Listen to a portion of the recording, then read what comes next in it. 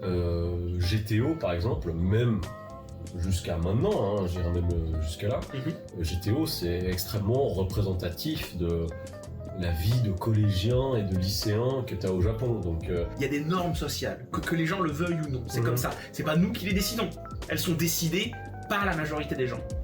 À partir du moment où tu t'habilles d'une manière, où tu agis d'une manière qui va à l'encontre de ça, tu vas passer pour un clown, et c'est ok.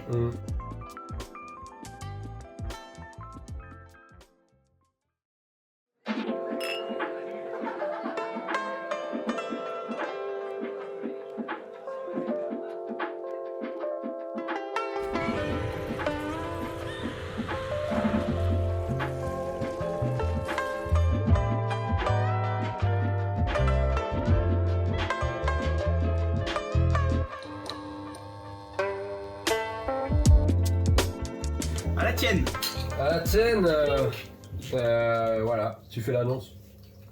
Salut les amis et bienvenue dans ce nouvel épisode de Nakayoshi, l'émission qui parle du Japon, mais pas que. Mais pas que.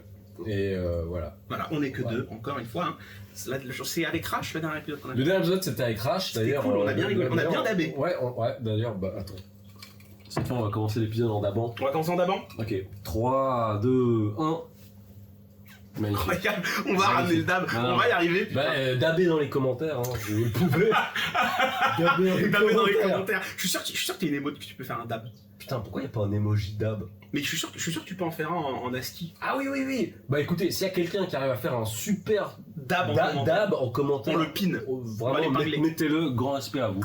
Et oui, alors n'oubliez pas, comme d'habitude, de vous abonner, de liker, de commenter déjà, enfin de daber. Hein. C'est super important. En tout cas, ça fait toujours hyper plaisir et c'est assez fou parce que la communauté s'agrandit gentiment de jour en jour. Elle s'agrandirait plus si j'oubliais pas de poster les shorts des fois. Bah, c'est pas grave, tu sais, on a des vies. Et on a des vies donc. Et elles sont chargées. Elles sont très chargées. D'ailleurs, bon bah encore merci à vous pour les feedbacks sur les derniers épisodes. Notamment l'épisode sur Rash, il y a certaines personnes qui ont dit que c'était le meilleur épisode qu'on ait jamais fait. C'est vrai. Donc gros bisous à Rash, ça fait vraiment plaisir. Ouais. Et Rash, tu arraches mec. Bon, bah, c'est la fin de la vidéo, merci d'avoir regardé. Je me rends compte à quel point c'est facile de faire des blagues avec Rash, tu vois. Bah écoute, c'est pour ça que ça a marché, parce qu'à partir du moment où ça devient un mème... En voiture il se crache. Bon non, on va pas lui espérer ça, parce qu'il est en train de faire son permis de conduire pour un peu. Ah, et ben quand il mange, il mâche. Ça marche moins, vachement moins. Oh, ça marche. Ça marche. Cesse. Petite news, j'ai une petite news par rapport à des compatriotes vietnamiens au Japon. Oh bah comme d'habitude, c'est pas du tout une bonne news. Nyangwa. Ouais. Mais un coup. Non, tu dis juste comme moi. Nyangwa. Mais un coup. Mais un coup, oui. Nyangwa. Bravo. Donc ça veut dire quoi, Nyangwa? Ça veut dire oui. Bah dites-le dans les commentaires. Non, je crois que quelqu'un l'avait dit. Oui, quelqu'un l'avait dit. Alors c'est dans la préfecture d'Ibaraki, à côté de la Tone River, qui est donc une très grande rivière au Japon. Ouais. Où en fait, il se trouve qu'il y a une vingtaine de Vietnamiens et de Vietnamiennes qui étaient restés de façon illégale dans le pays. Alors comment est-ce qu'ils ont réussi à rester? Et c'est où tu dis? C'est dans la préfecture d'Ibaraki. Ah ok. Et ils venaient d'où t'as dit? Du Vietnam. De Bando. Mais non, pas du tout. C'était quoi Bando, ça vient c'est une ville au Japon. À c'est une ville au Japon. J'ai rien compris et j'ai pas du tout écouté. Bah bien sûr, espèce de raciste. Et donc c'est Bando. Exactement. Et du coup, il s'est écrit un village vietnamien. Oh. Un village vietnamien en prenant entre guillemets possession de restaurants et de bars à karaoké qui se trouvaient dans le même endroit. Et il se trouve que en fait la personne qui possédait tout ça était un Vietnamien et qui, pour faire preuve de solidarité avec ses compatriotes, les a laissés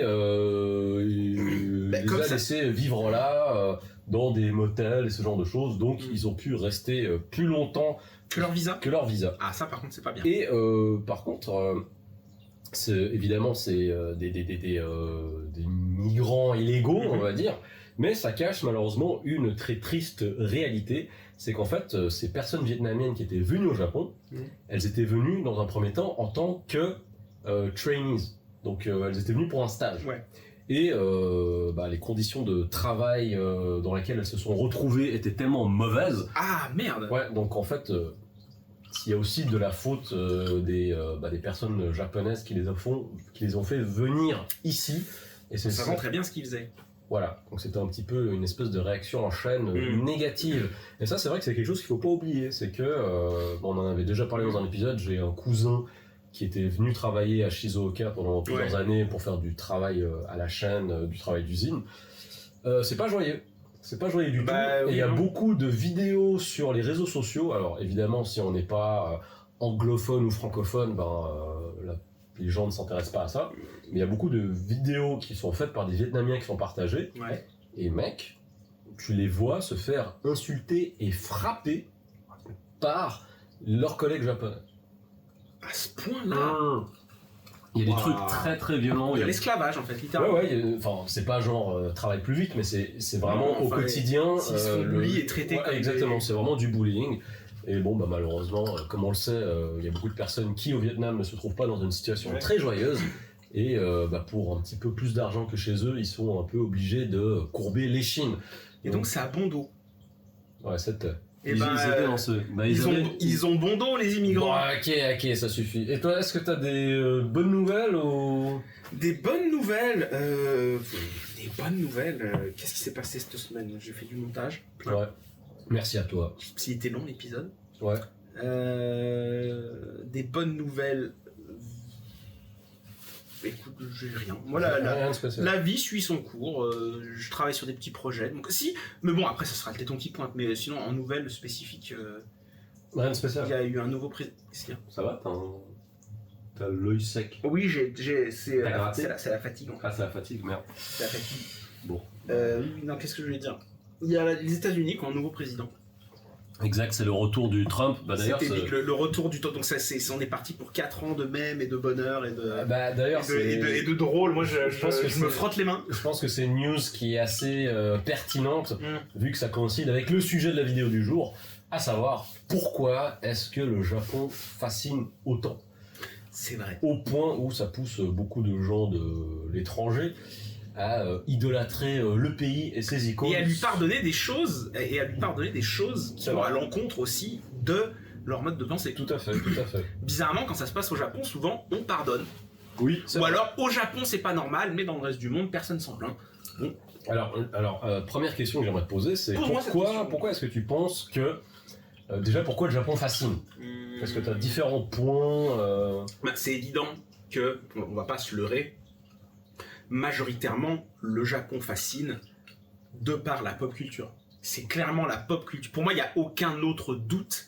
C'est la pop culture qui a planté cette graine de fascination qui a ensuite fleuri. Parce que toute la génération des années 80-90, qui ont grandi, qui ont commencé à découvrir ces choses qui étaient complètement au-dessus de ce qui se faisait ailleurs dans le monde, il y avait un dynamisme, un truc, un machin, tu vois, tout le monde se souvient de Saint Seiya, tout le monde se souvient de Goldorak, tout le monde se souvient de Ken le Survivant, de Dragon Ball, évidemment. Et ce serait se leurrer de se dire que c'est pas ces œuvres-là qui ont ouvert la porte et qui ont fait grandir ces gens avec un intérêt pour cette culture, qui s'est ensuite ouvert, bien sûr, sur la culture en elle-même, les onigiri, les combini, tout ce que tu veux. Et on en est là aujourd'hui. Tu dis quelque chose d'assez intéressant, parce que je pense aussi que dans cette fascination qu'ont eu les gens, ou qu'ont toujours les gens pour cette partie de la pop culture du Japon, et qui, rappelons-le, ne représente qu'une facette du Japon. Bien sûr. Il y a très souvent des valeurs qui sont mises en avant. Donc, on en parlait avec Florent Gorge, mais tout ce qui a trait au Nekketsu, au fait de se surpasser, les valeurs. Exactement, les valeurs de l'amitié, de l'effort et ce genre de choses, qui sont en fait une espèce de façon aussi d'éduquer les jeunes générations, parce que par exemple, tout ce qui est attrait au shonen manga, ça t'enseigne des valeurs du type tu vois, si toi tu fais équipe avec le gars que t'aimes pas, c'est ton rival, vous allez réussir à vous surpasser, et puis pour the greater good. Voilà, vous allez toujours essayer de surpasser celui tu vas toujours essayer d'aller plus loin que ton rival, et ce qui fait que vous allez vous tirer la bourre, même si Vegeta ne gagne jamais parce qu'il est nul. Mais quand il fusionne, ça donne de très bonnes choses. C'est vrai. C'est vrai. Non, par contre, il a gagné parce que lui, il a vu le moins. Chichi, elle est bien, Chichi. Je pense à partir du moment où elle a son espèce de Le vieux chignon sur la tête. En fait, à partir du moment où ça devient une espèce de dominatrice bully des enfers, c'est vrai qu'elle est insupportable. Ouais, non, là je ne suis pas à propos de ça. Non, Elle marche la caméra là ou pas? Oui, ça tourne. Ok, ça tourne. Il y a marqué REC et quand il y a la lumière rouge, ça tourne. Ah, d'accord, parce que j'arrivais pas à voir là. Oui. Et qu'est-ce que je voulais dire Videl ou Bulma? Il n'y a pas beaucoup de femmes dans Dragon Ball. Ah putain, c'est une bonne question. J'adore Videl. Mais je t'avoue que pour toute l'histoire que Bulma est là, parce qu'elle est là depuis le début et qu'elle a toujours eu des... Je dirais quand même Bulma. Mais j'aime beaucoup Videl. Je comprends. Mais, c'est dur de choisir. Ouais, c'est dur de choisir. Mais du coup, c'est à partir de quel moment est-ce que le Japon égare les gens? Qu'est-ce que tu entends par égarer les gens? C'est-à-dire à partir de quel moment est-ce que cette fascination et cet amour du Japon est tel que ça rend les gens aveugles au point où moi, je pense que, tout ce qui vient du Japon c'est parfait, c'est le meilleur. Je pense que, à mon avis, hein, je me trompe peut-être, hein, mais je pense que les seules personnes qui pensent ça, c'est ces gens qui ont cette nostalgie de ce pays qui a bercé leur enfance. À quel niveau ils ont bercé leur enfance? Et ben, le fait que pour moi, tous ces gens qui défendent le Japon envers et contre tout, quoi qu'il arrive, que genre faut pas toucher au Japon, le Japon c'est sacré, machin et tout, c'est ces gens qui ont grandi avec cette culture japonaise. Ah, depuis l'étranger. Bien sûr, parce que le truc c'est que tous les gens des années 90, tu commences avec justement ces mangas et ces œuvres dont j'ai parlé, et après tu vas t'ouvrir à des œuvres qui mettent beaucoup plus la culture en elle-même en avant. Tu sais, genre des Lovina, des trucs où on va t'introduire des maisons Ikkoku. Ouais, même GTO. Ou GTO, où on va t'introduire des éléments de la vraie vie. Au Japon, le lycée, comment ça se passe, dans la rue, les rues, à quoi ça ressemble, les voitures, à quoi elles ressemblent, enfin tu vois, la façon de faire, le business, le machin, t'as plein de... À travers toutes ces œuvres, je pense que les gens se sont façonnés une idée idéaliste du Japon, qui n'existe pas forcément. Je pense que ça... Ou peut-être qu'elle existe, parce que ces mangas qui sont faits, ouais. Ces mangas qui ont été dessinés, ils ont forcément été Oui, créés ça part de quelque chose. basés sur ce que ces artistes japonais connaissent. Non, exactement. Et ça encore, je sais que je parle souvent de ça, mais c'est quelque chose que j'avais beaucoup remarqué quand j'étais prof. En effet, tu vois, genre la dynamique de groupe, les personnes populaires, les élèves qui sont bullied, les élèves qui ont leur club de sport et toutes ces choses-là, c'est en effet hyper représentatif de tout ça. Et comme je ne le redirai jamais assez, GTO par exemple, même jusqu'à maintenant, hein, j'irai même jusqu'à là, GTO c'est extrêmement représentatif de la vie de collégiens et de lycéens que tu as au Japon. Donc leur centre d'intérêt, les peines de cœur, les jeux vidéo, les trucs d'idol, la musique, tout ça. Donc il y a quelque chose qui est vraiment vrai, et je pense qu'à partir du moment où tu as des gens qui, soit tu vas fantasmer, tu vas rêver de tout ça, et que quand tu viens au Japon pour la première fois et que tu te rends compte que... Ça match. Ah oui, ça match. Ça match de ouf. Et même, est-ce que c'est pas au-delà des espérances des gens, en fait? Est-ce que toi, la première fois que t'es venu au Japon, c'était pas mieux ce que tu t'étais imaginé? C'était mieux que ce que je m'étais imaginé, très largement. Et en plus, tu t'attendais à quelque chose d'assez particulier, j'imagine. Honnêtement, je vais être honnête, je savais même pas spécialement à quoi m'attendre. Mais je sais que quand je suis arrivé ici et que j'ai vu la vie, la propreté, la sécurité, déjà moi je venais de Lyon. Lyon c'est pas une très grande ville, tu vois, c'est 500 000 habitants. J'arrive, je débarque à Tokyo, j'arrive à Shibuya, t'as des immeubles, tu lèves la tête, t'en peux plus. Enfin c'était encore mieux que ce que je m'imaginais. Là, je te comprends. Et aujourd'hui encore, cette magie reste intacte pour moi. Mais je pense que après passer la magie des œuvres culturelles, hein, que ce soit des films ou que ce soit tout ce qui est Japanimation et manga, je pense qu'une fois ici, c'est vraiment la qualité de vie, notamment au niveau de la sécurité et la qualité du service de façon générale. Parce qu'il est vrai que même si moi je suis de Genève, tu vois, et je pense qu'en Suisse on n'est pas les derniers en termes d'écologie, enfin en tout cas de propreté. Non mais oui, surtout que vous êtes connu pour genre si jamais tu jettes un papier dans la rue, c'est une amende chère en plus je crois. J'avais toujours envie de dire qu'en Suisse, en tout cas à Genève, je sais pas du tout, que si jamais tu balançais des papiers dans la rue, tu te faisais attraper à polluer, entre guillemets, et ben tu te mangeais une amende assez costaud. Bah tu sais quoi, je vais essayer la prochaine fois, puis je dirai dans le podcast si c'est avéré. Ça m'a coûté de temps. Ah par contre, il y a un truc, c'est ce qu'on m'avait dit, c'est par exemple si t'es en train de conduire, et que tu fumes une cigarette et que tu balances ta cigarette dehors, Je crois que c'est En 200 Suisse ou au Japon? en Suisse. Ouais. Je crois que c'est 200 € d'amende. C'est un ego, tu vois, c'est pas quelque chose qui peut. Oui, mais c'est quand même sale.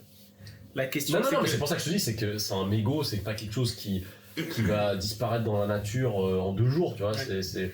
Donc, non, donc du coup, En fait, venant de. Ouais. Pardon, je pense que, pour en revenir à ce que tu disais, je pense que le deuxième truc qui choque, ce qui fait aussi que c'est encore mieux que ce que tu imaginais quand tu arrives ici, je pense que les gens sont pas prêts au respect des règles globales et au respect des libertés d'autrui.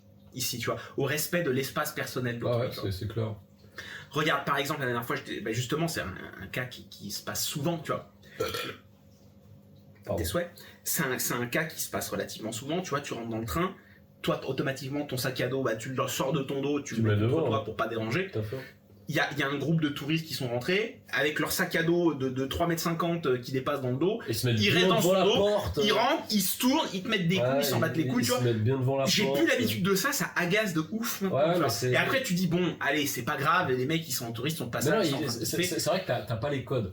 Parce que dans nos sociétés, donc quand je veux dire nos, c'est que européenne, occidentale, de façon générale, c'est qu'il y a plein de petites choses qui ici font que le quotidien est tellement harmonieux et tellement appréciable, mais que chez nous on s'en bat les couilles, tu vois. Genre rien que pour monter dans les transports en commun, c'est genre un petit peu au petit bonheur la chance, allez vas-y on monte. Ici, voilà, on est bien en train de faire la queue, etc. Ah oui, alors donc, après, on fait la queue, mais après, quand faut monter, c'est le sbeul. Hein. Oui, non, c'est le sbeul. Moi, je sais que là, maintenant, je prends le truc à des fois aux heures de pointe, c'est genre... faut jouer des coups pour rentrer. C'est genre, il n'y a plus de place pour rentrer, t'inquiète, on va en faire de la place. Ouais. Mais c'est normal. Non, mais c'est normal. Mais après, imagine ce genre de choses à New York. Oui, c'est sans doute. Là, tu vois, c'est pas... Il y a des clodos... je regarde, ça me rappelle, justement, ça me fait beaucoup rire, parce que la première fois que je suis allé au Japon... Donc j'avais fait un stop par Paris. Ouais. Et à Paris, j'avais dû prendre je sais plus, j'étais avec ma pote, j'avais dû prendre je crois que c'était le RER B. Parce ses parents habitaient là, ou je sais pas, est-ce que c'était la première fois, je sais plus. Enfin bref, il y a une fois où on était allé au Japon, on s'était arrêté par Paris. Et on avait dû prendre le RER B. Et donc on est rentré, déjà ça puait la pisse, et dedans, il y avait un clodo justement qui avait pissé par terre. Tu vois. Et dans le wagon. Et mais il n'y a pas des chiottes? J'en sais rien. Si, il y a des chiottes dans les en tout cas, il y avait de la pisse par terre, c'était dégueulasse, tu vois. Et tu te dis, mais comment on en arrive à un stade comme ça de gens qui font les besoins dans un wagon? Après, je me doute bien que c'est pas un truc qui arrive tous les jours, évidemment, tu vois. Mais ça arrive. Enfin, de toute façon, c'est pareil, tu vois. Il y a beaucoup de sans-abri en France, dans les gares. Ouais. Là aussi, la différence, c'est que les sans-abri au Japon, ils se cachent. Ils se cachent. Là, ils vont sous les ponts, ils mendient pas. Parce que je crois que déjà, il y a une loi au niveau de la mendicité, mais aussi un peu pour la fierté de façon générale. Ils font beaucoup de peine, ces gens, parce que tu les vois souvent, genre, ils sortent à la tombée de la nuit, ils mettent leur petit carton, ils font leur petite maison, tu vois. Et ils ont le confort, ça qui est fou, hein. Il y en a, ils ont des petites télés. Non, mais ils sont très ils ont leurs écouteurs, leurs téléphones et tout machin. Ils sont très organisés et aussi, tu vois, l'une des façons avec laquelle est-ce qu'ils arrivent à se faire de l'argent, c'est qu'ils récupèrent des vieux parapluies qu'ils trouvent. Et des canettes, ils récupèrent aussi des canettes vides. Et apparemment, ils peuvent ils peuvent toucher une consigne et tout, puis les parapluies, ils les revendent. Donc, c'est très appréciable parce que c'est une façon discrète de permettre de se faire quelques sous tout en n'embêtant pas les gens d'une certaine façon, tu vois. Après, je dis pas que les clochards, s'il y a des gens dans la rue, les clochards ne sont pas clochards par choix, tu vois. Mais t'as des comportements qui, des fois, peuvent être un petit peu désagréables pour certaines personnes. Après, force aux clochards, likez si vous aimez les clochards. Qu'ils soient magiques. Oui, mais c'est moi, justement, le clochard magique. Le clochard magique, d'ailleurs, on est en 2024, je me demande si... il n'y a pas des gens qui vont m'en vouloir d'avoir le surnom de clochard magique. C'est bon, on va peut-être pas non plus. D'ailleurs. Peut-être pas s'offusquer pour chaque mot. En parlant de 2024 et de trend qui se passe en ce moment, c'est que. D'ailleurs, j'ai sorti cette fameuse vidéo sur le gatekeeping que j'avais mis de côté depuis un moment. Elle est sur ma chaîne, donc je sais pas si t'as vu. T'as pas vu, j'imagine. J'ai pas vu, pardon. Bon, voilà, elle est sur ma chaîne si jamais.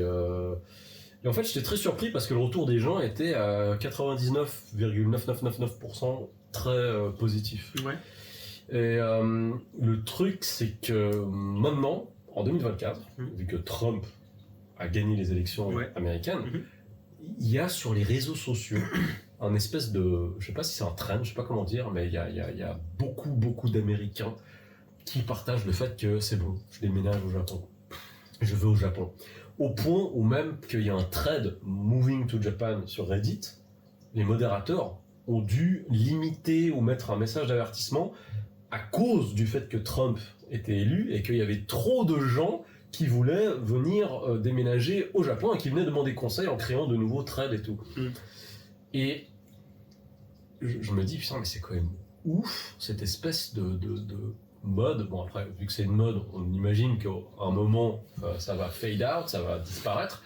Mais pourquoi est-ce que tous ces gens, maintenant, ils se disent, ah bah c'est bon, je vais aller au Japon? Honnêtement, je sais pas. Je sais pas, parce qu'en plus, le Japon, c'est un pays qui est quand même... qui est quand même plus de droite, c'est quand même un pays qui est extrêmement conservateur, c'est un pays qui est extrêmement... qui est pas pour l'immigration de masse. Enfin, tu vois, pour moi, ça va complètement à l'encontre des valeurs que ces personnes, donc anti-Trump, qui ne sont pas d'accord avec ce type de politique, ça va complètement à l'encontre de ces valeurs-là, tu vois. Mais attends, alors c'est... Donc je comprends pas trop Est-ce qu'il y a aux États-Unis, ils ont cette idée du Japon qui est complètement genre au Japon t'es accepté, peu importe comment t'es, machin et tout. Il y a peu de pays où t'es autant jugé qu'au Japon. Alors je pense que déjà on n'est pas jugé au Japon parce que les gens ne sont pas vocaux. Non, mais t'es jugé de manière silencieuse. Oui. T'es jugé dans les votes. Justement, c'est pour ça que t'es jugé dans les choix des gens. En fait, c'est pour ça que je pense qu'il y a beaucoup d'étrangers qui se rendent pas compte que, alors que peut-être que chez nous, tu vois, que ce soit aux États-Unis, en France, etc. Si tu t'habilles d'une façon un petit peu fantasque, genre c'est bon, je suis Nezuko, puis je me balade dans Nezuko dans ma vie de tous les jours avec un bout de bambou dans la bouche. T'es sûr qu'en France ou dans un autre pays, il y a des gens, ils vont se foutre de ta gueule, tu vois. C'est juste que ici, étant donné que les gens ne se mêlent pas des affaires des autres et ne sont pas vocaux, ça ne veut pas pour autant dire qu'ils ne vont pas te juger comme t'as dit. Bien sûr. Et en effet, après, cette majorité silencieuse, comment est-ce qu'elle s'exprime? Elle va s'exprimer sur les réseaux sociaux, ou elle va s'exprimer dans les urnes. Et d'ailleurs, comme on peut le voir sur les réseaux sociaux, il y a quand même énormément de réactions très négatives de personnes ici, hein, tu vois, donc c'est ça qui est assez amusant, enfin, pardon, amusant c'est une façon de dire, mais autant on va pas te lancer des cailloux dans la rue, autant sur X, sur Threads, etc., c'est Star Wars, quoi.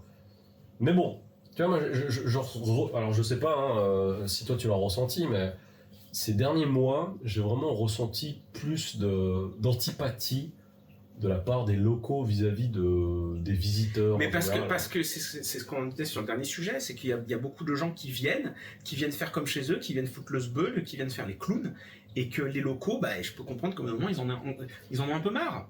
Alors, le problème, c'est que moi je suis tout à fait d'accord, pour revenir à ce que tu disais tout à l'heure, on vit dans une société. On vit entre êtres humains, on vit entre gens. Il y a des normes sociales, que les gens le veuillent ou non. C'est comme ça. C'est pas nous qui les décidons. Elles sont décidées par la majorité des gens. À partir du moment où tu t'habilles d'une manière, où tu agis d'une manière qui va à l'encontre de ça, tu vas passer pour un clown, et c'est ok. C'est comme ça. Tu peux pas t'attendre à ce que les gens, ils t'acceptent comme t'es, et genre, ok, on valide, machin et tout, c'est normal. C'est ça de vivre avec d'autres personnes. Mais tu sais, c'est marrant. Tout le monde peut pas avoir les mêmes avis, et partager les mêmes valeurs, et partager les mêmes trucs. Ça n'existe pas. Ça, c'est marrant, parce que, encore une fois, sur les réseaux sociaux, sur Reddit, etc., il y avait le message privé qu'une Américaine avait envoyé à une connaissance ou un ami, je sais pas quoi. Et elle disait que, ouais, machin, moi je me sens trop pas accepté aux États-Unis parce que je suis dans ce délire. Et aux États-Unis, voilà, les gens ils sont trop bêtes, j'ai envie de déménager au Japon parce que je sens que je serais mieux accepté. Mais voilà, non mais regarde le niveau de désillusion. Les personnes qui ne sont pas d'accord avec moi ou qui ne partagent pas mon avis sont des idiots. Déjà, juste ce concept. Alors, le fait que tu ne puisses pas comprendre que des gens puissent avoir des avis divergents sans les insulter et sans les diaboliser. Alors, rien que ça, il y a un véritable problème. Oui, ça veut dire que tu es dans une secte. Je comprends ce que tu veux dire. Et là, tu vois, comme avant qu'on commence à enregistrer, je t'avais parlé de ce mec qui avait demandé également sur Reddit, tu vois. Il avait demandé, écoutez, si je déménage au Japon et que je deviens homeless, donc SDF, tu vois, est-ce que je peux rester vu que de toute façon l'immigration, j'ai pas de papier, ils savent pas d'où je viens, ils connaissent pas mon identité ou machin chose.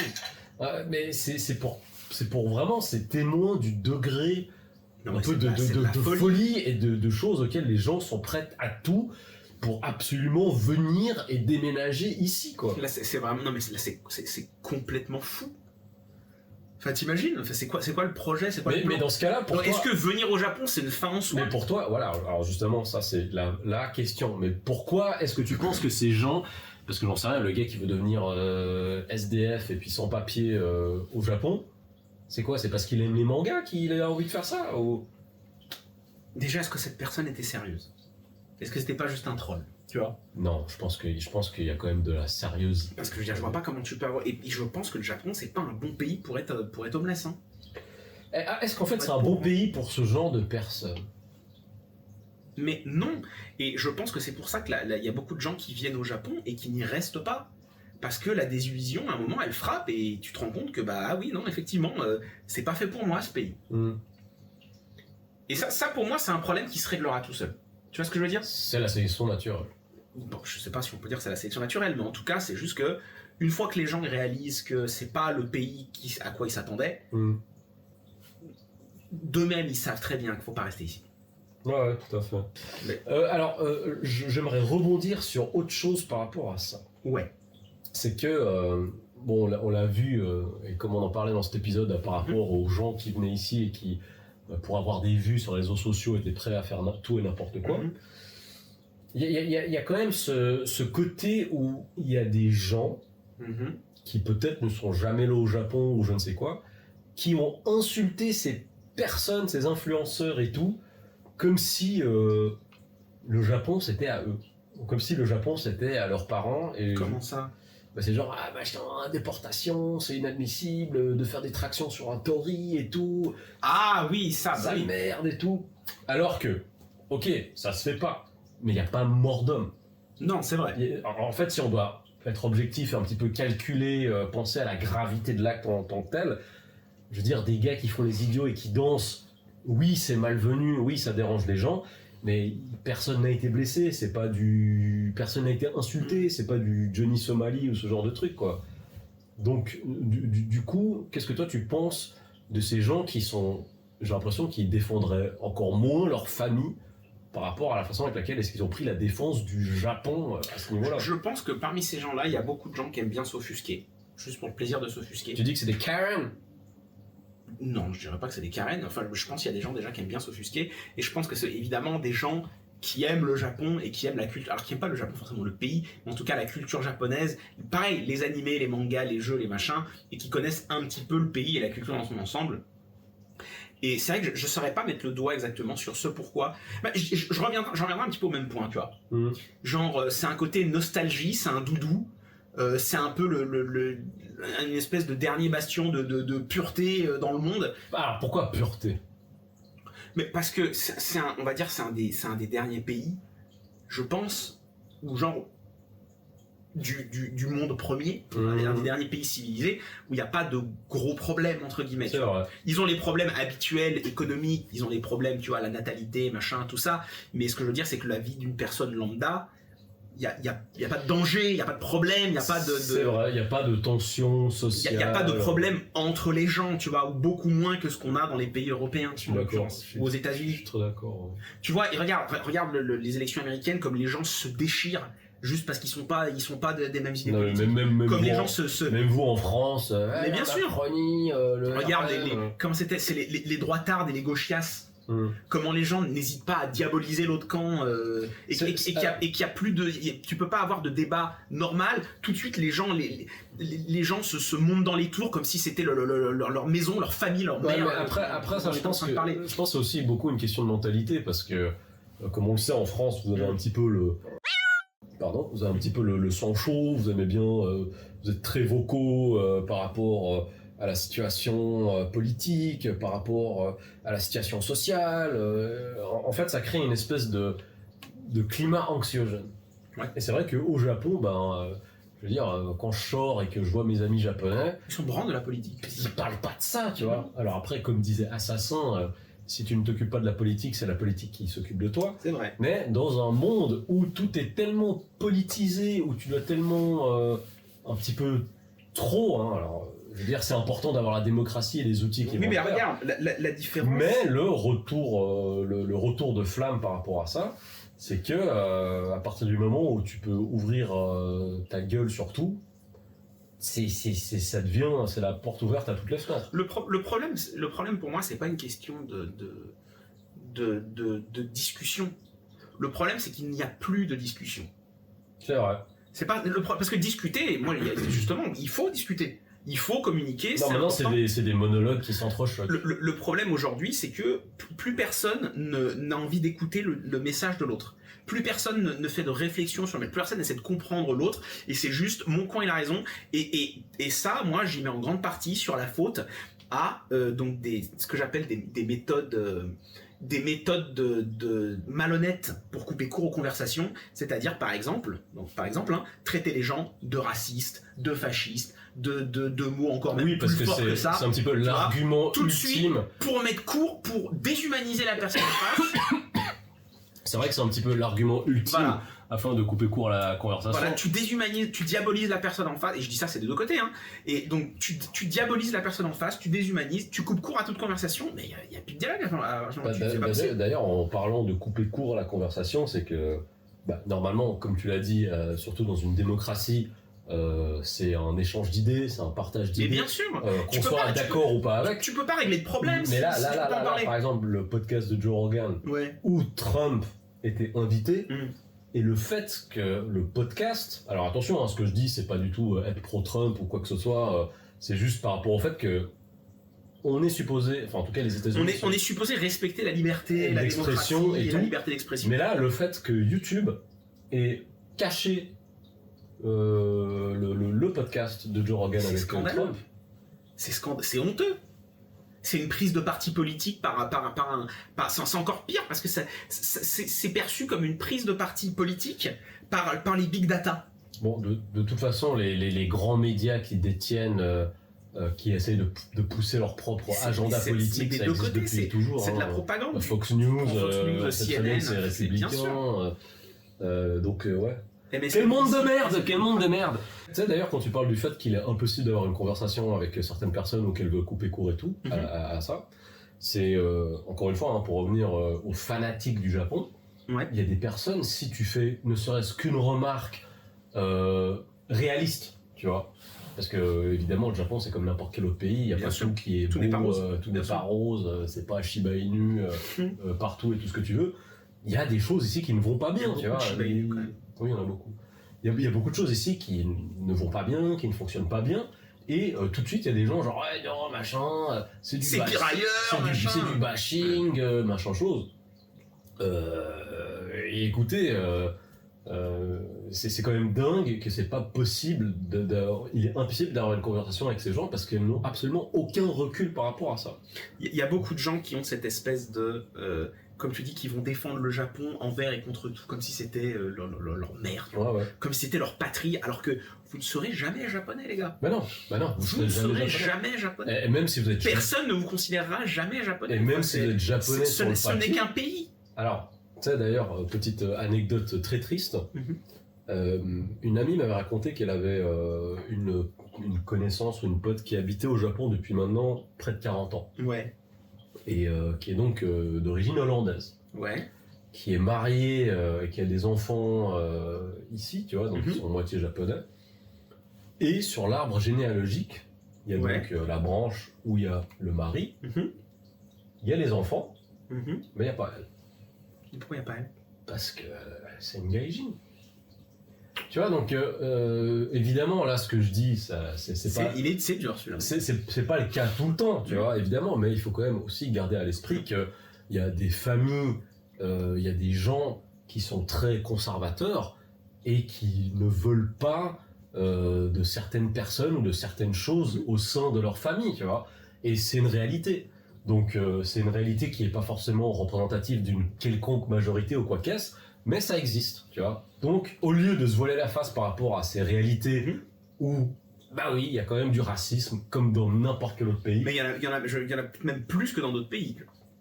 Alors du coup, est-ce que c'est raisonnable que tous ces anti-Trump des États-Unis décident de bouger ici? Ben, je pense pas.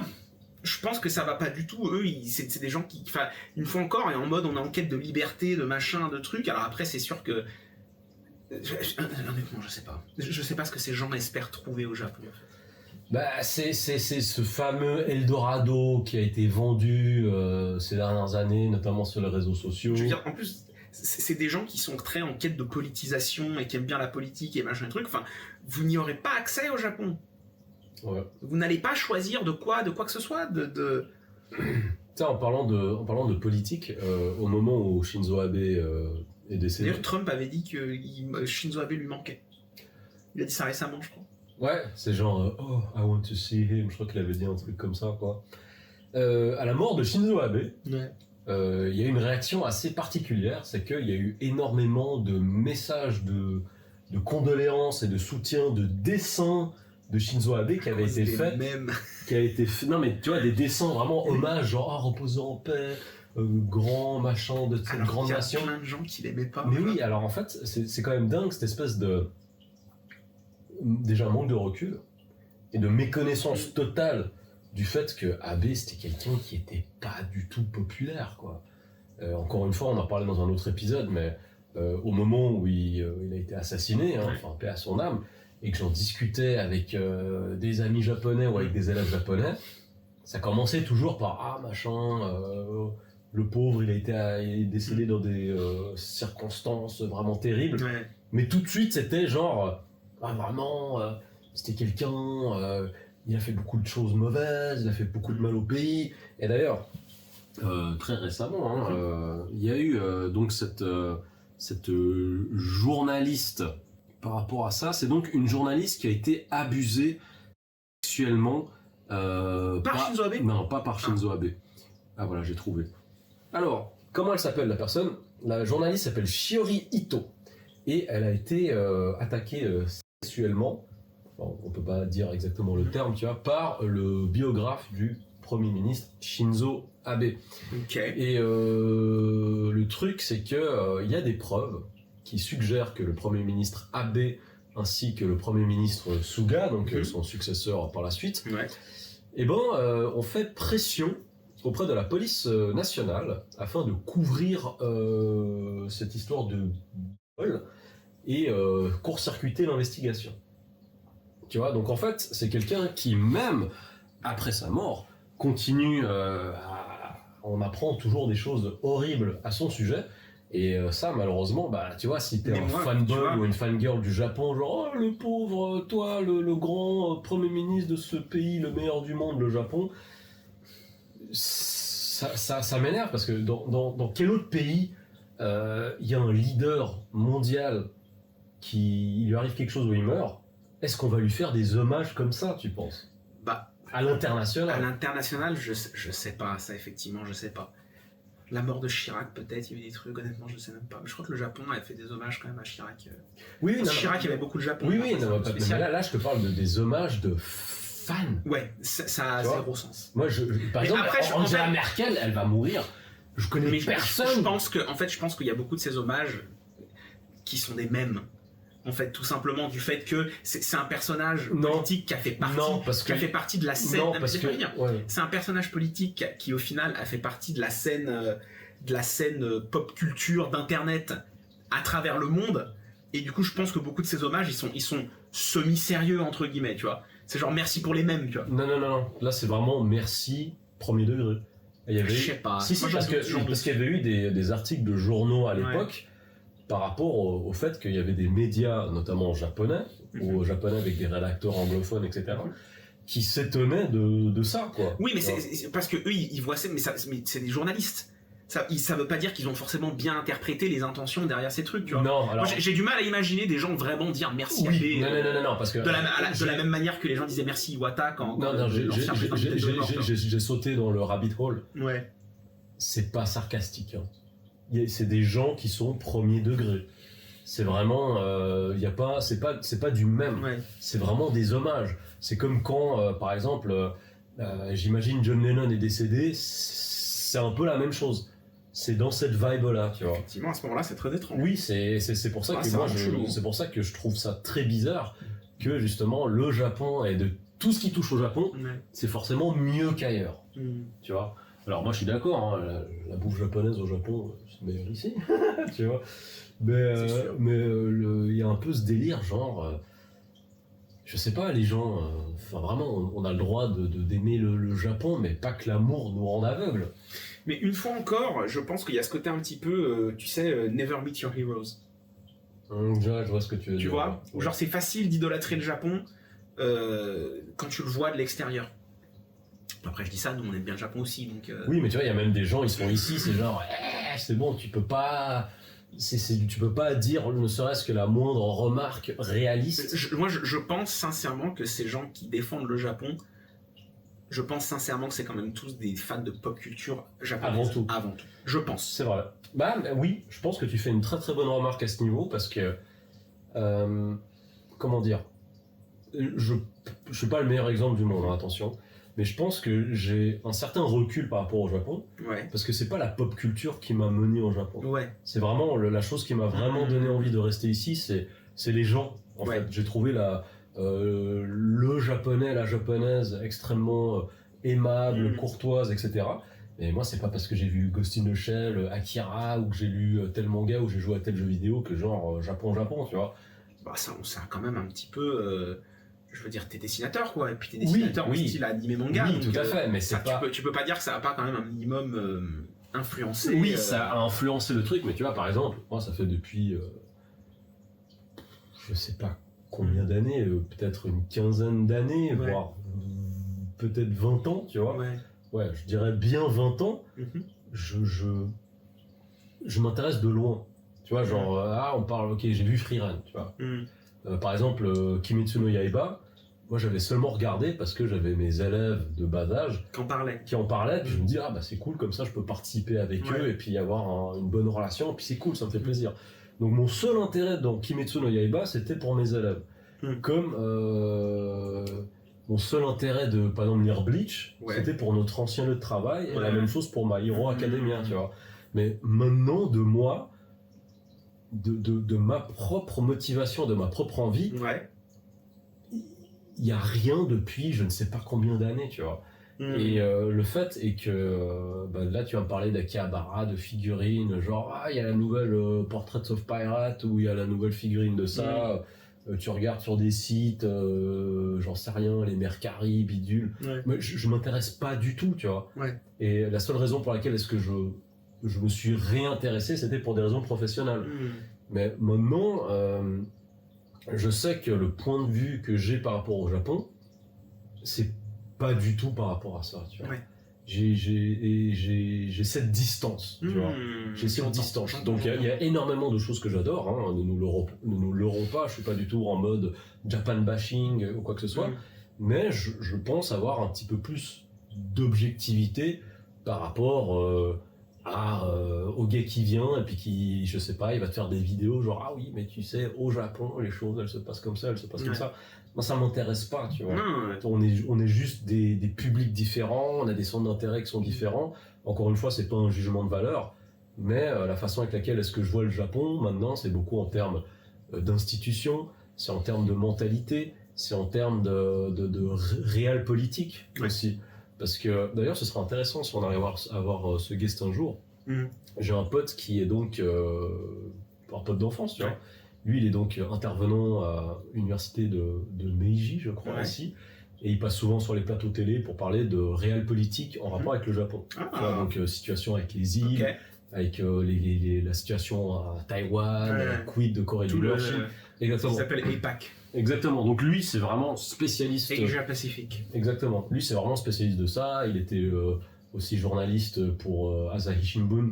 Tu vois, donc je pense que ce serait intéressant d'avoir une fois un invité qui parle du réel en profondeur du réel politique. Effectivement, ça pourrait être très chouette. Et pas juste les bento, j'aime bien les pieuvres qui sont en saucisse, tu vois. Parce que ça, c'est aussi ma grande tristesse que j'ai par rapport au Japon. Alors c'est pas la faute du Japon, mais c'est par rapport aux gens qui aiment le Japon. Mais C'est-à-dire que ce Et- manque de distance... Mais essaie de te dire que ça, c'est le cas pour n'importe quel pays. Je veux dire, les Français, les Japonais qui aiment la France, tu penses qu'ils connaissent la France en profondeur? Je suis d'accord. Tu penses qu'à part, genre, Michel Blanc, comment il s'appelle là, Edith Piaf, mes couilles. Pourquoi tu parles de Michel Blanc? Je sais pas s'il est mort. il y a pas Ouais, longtemps, je crois. d'ailleurs, je Genre, rappelle à son âme, Michel Blanc. Edith Piaf, Jean Reno, et tu penses que les Japonais, ils connaissent en profondeur n'importe quel pays? Non, je suis d'accord, mais je pense qu'il y a... Ça, c'est la même chose, tu peux pas. Mais je pense Tu que... peux pas t'attendre des gens à ce qu'ils Non, connaissent un pays en je suis à profondeur. 1000% d'accord avec Mhm. toi. Mais je trouve qu'il y a énormément de gens qui vivent ici, Ouais. donc qui immigrent ou qui s'expatrient, notamment des personnes d'Occident. Mais parce que c'est plus dur. Attends. Ce que je veux dire, c'est que elles voient beaucoup les choses en surface. Mhm. Parce que c'est vrai qu'ici, en surface, le vernis, il est incroyable. On en Bien parle. sûr. Le vernis, la culture, enfin, c'est pas du vernis, tu vois, mais la cuisine. Le premier layer. Le premier layer, tu vois, première la couche. pointe, la Ouais. pointe de l'iceberg. Ouais. Et il y a beaucoup de gens qui, en fait, leur expérience du pays, ou du moins l'expérience à laquelle ils ont envie de rester, Mhm. ça va se limiter à ça. Alors que, en effet, quand, par exemple, même dans l'épisode qu'on a fait avec Rash, quand tu vas dans des strates qui sont peut-être un petit peu plus, Sombres. qui sont plus sombres et qui sont plus profondes, il y a énormément de choses malsaines que des gens peut-être n'ont pas envie de savoir. Ouais. Tu vois, et c'est une forme de déni, je trouve, et c'est pour ça que il y a beaucoup de gens qui peuvent t'accuser de Japan bashing, Ouais. parce qu'elles sont dans un espèce de déni où elles ne comprennent pas que, bah écoute, c'est le Japon, c'est un super pays, comme il y a beaucoup d'autres super pays dans le monde, et ce pays, il a des problèmes, il a des choses qui vont bien, comme n'importe quel autre pays dans le Bien monde. sûr. Donc, cette espèce d'effet de fascination qu'il y a autour... Je pense que c'est juste que la fascination, elle vient aussi du fait que le Japon arrive de manière beaucoup plus, avec beaucoup plus de succès Mhm. à préserver justement cette première couche.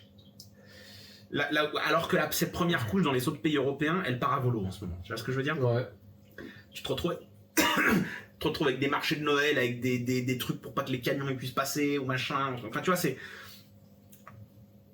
Alors que le Japon, ils ont réussi à garder, c'est un peu ça quand je parle de cette pureté, Ouais. c'est qu'ils ont réussi à garder ce côté, tout va bien, on est heureux, le monde il est content, regardez le Tokyo Tower, let's go. Tu vois.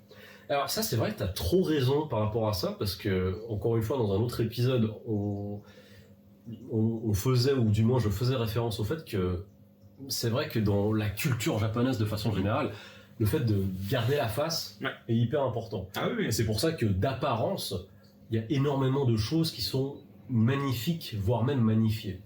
Parce que la première il impression... faut que ce soit impeccable. Exactement, il faut que ce soit impeccable. Et du c'est pour ça que tu vois les petits vieux devant leur magasin qui nettoient la rue, qui nettoient devant chez eux pour que ce soit propre et pour pas qu'il y ait de saleté, machin et tout. Mais c'est un effort commun. C'est pas genre il y a un camion de nettoyage qui vient et qui nettoie la rue, c'est les gens qui nettoient devant chez eux. Ouais, c'est vrai. Mais du coup, c'est vrai que c'est plus difficile, ou du moins c'est plus facile de s'arrêter à ça. Oui, C'est bien sûr. plus difficile d'aller dans les strates plus profondes, comme c'est plus facile de se dire « Oh non, c'est bon, c'est parfait, c'est le Japon, donc forcément c'est mieux qu'ailleurs. Yes, yes, yes, yes, yes, yes. » tu vois. Et vu qu'en plus, ça fait pas partie du tempérament... Pardon, c'était un rond Il était un peu guttural, tu vois. Il était maîtrisé. Vu que le Japon, il a quand même ce côté très... les gens ne se plaignent pas, donc ça donne aussi cette impression d'harmonie qui est encore plus renforcée.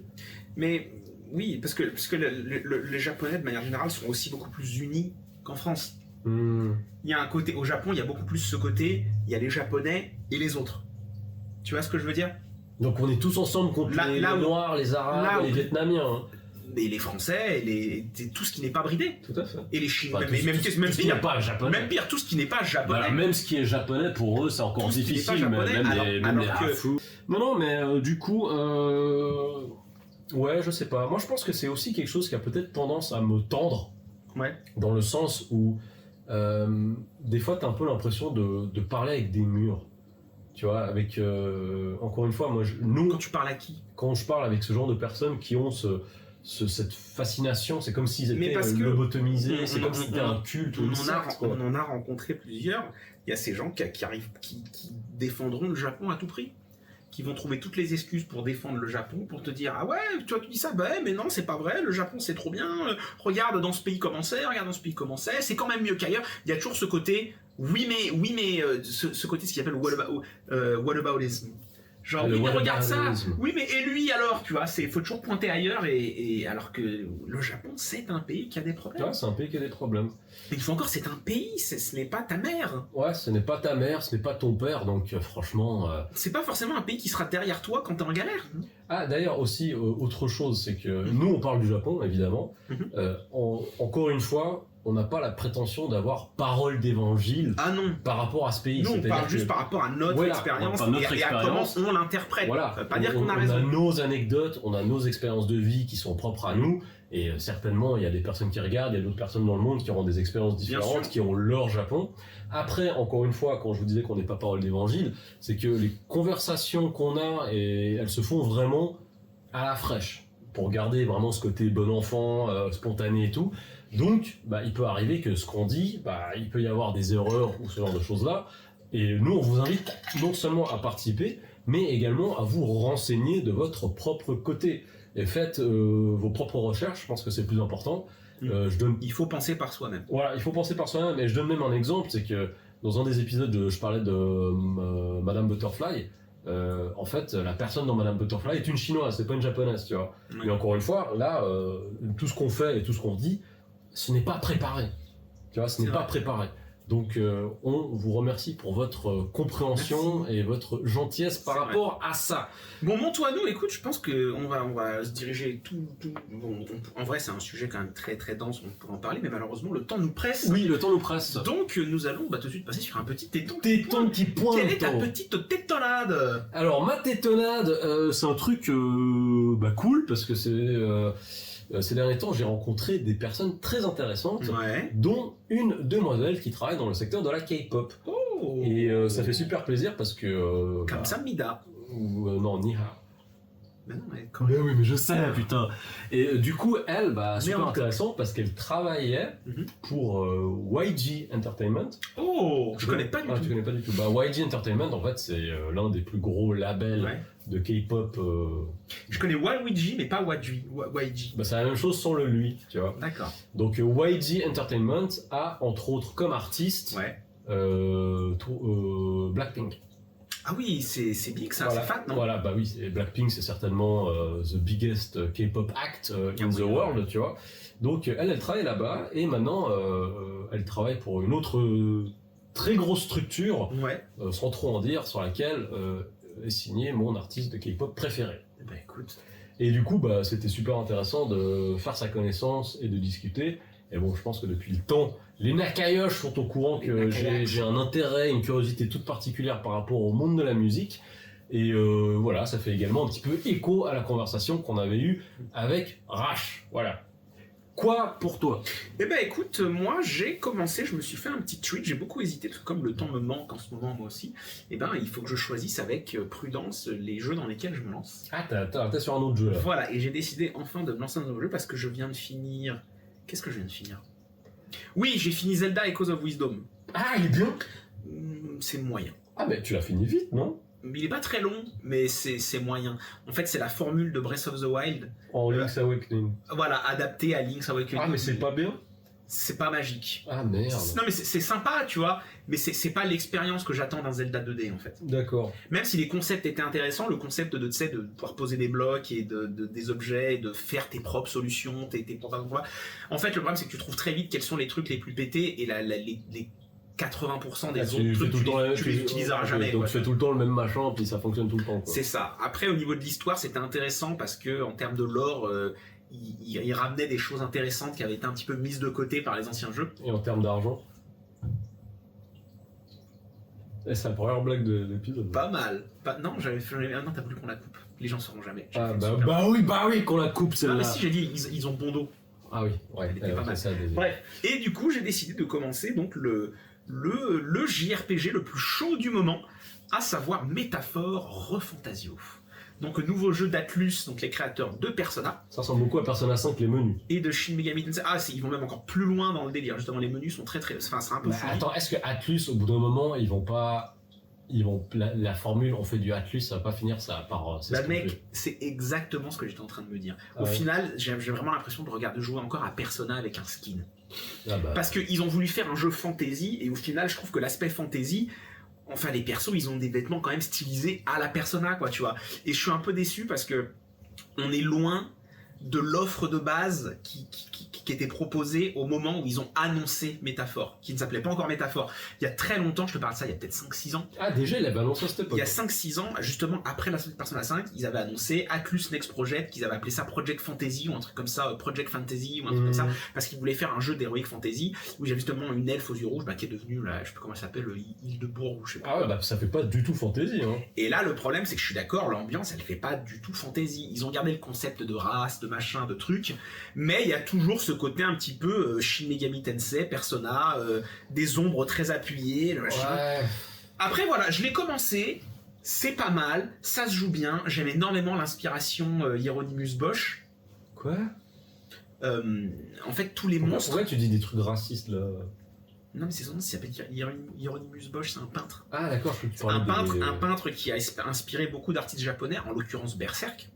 Quand tu as l'éclipse et que tu vois ces espèces de trucs difformes, tu sais, genre des demi-hommes et dedans t'as des petites bestioles qui se promènent. Ou des ça trucs... c'est Mus Bosch. Et bah c'est Hieronymus Bosch, c'est un artiste, je crois que c'était si je dis pas de bêtises, c'était un peintre allemand des années... Est-ce que tu pourrais mettre juste une petite illustration pour que les gens y voient? Oui, bien sûr, mais vous connaissez forcément Hieronymus Bosch. Et vous avez vu ses peintures sur internet, vous avez je connais surtout Ironie du sort. Tu m'aurais dit Géronimo, je t'aurais dit ok. J'essaie. Ironie du sort. Encouragez-moi dans les commentaires. Et du coup, moi j'aimerais bien le faire quand même, le Fantasio là. Les monstres, ça change un peu des monstres de Persona, parce que là les monstres sont donc inspirés de Hieronymus, des œuvres de Hieronymus. Il y avait quand même une bite dans Persona 5. Oui, sur un chariot. Ouais. Une belle bite. Très obvious. Un beau mandrin. Bah écoute. Et donc voilà, écoute, je l'ai commencé, pour l'instant c'est sympa. Maintenant j'ai suivi ton exemple. Ça a duré 100 heures. C'est une centaine d'heures, c'est pour ça que je l'ai commencé en facile, je me dis j'ai plus le temps. Je veux juste profiter de l'expérience. Et on va voir ce que ça donne. Bah en tout cas c'est marrant que tu parles de Echoes of Wisdom parce que là j'arrive à la fin de Yakuza Like a Dragon Ishin.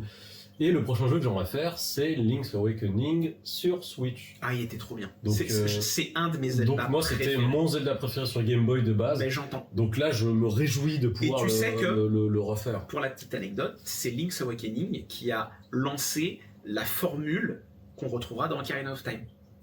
C'est-à-dire que les personnages hauts en couleur, avec des quêtes, des dialogues, des trucs, parce que... Tu n'avais pas ça dans A Link to the Past sur Super NES. Ah oui. C'était beaucoup plus des persos normaux, c'était beaucoup plus posé, c'était beaucoup moins... comment on dit wacky déjà? Fantasque. Voilà, c'était beaucoup moins fantasque que ce qu'on a eu, tu sais, les personnages un peu foufou qu'on a eu dans Link's Awakening. Genre, il y avait des monstres de Mario, il y avait Yoshi, il y avait Samus, il y avait machin. D'ailleurs, Tarkin. Tarkin, mon gars. On dit Tarkin ou Tarkin? Moi, je dis Tarkin. Bon, en tout cas, là, il y a C'était pas Tarin en français? Non, je crois que parce qu'il avait un... En tout cas, il y a le guest qui arrive. Oui, il y a le guest qui arrive, donc ça sonne. Donc, les Nakayoshi, merci à vous d'avoir regardé cet épisode. Ouais, on vous fait des gros bisous. N'oubliez pas de liker, de vous abonner, de commenter, etc. Allez, salut! Salut à tous! Bisous! Alors, ça t'a plu? Alors like, partage et abonne-toi. Ah, et si tu pouvais cliquer la cloche aussi, ce serait le feu.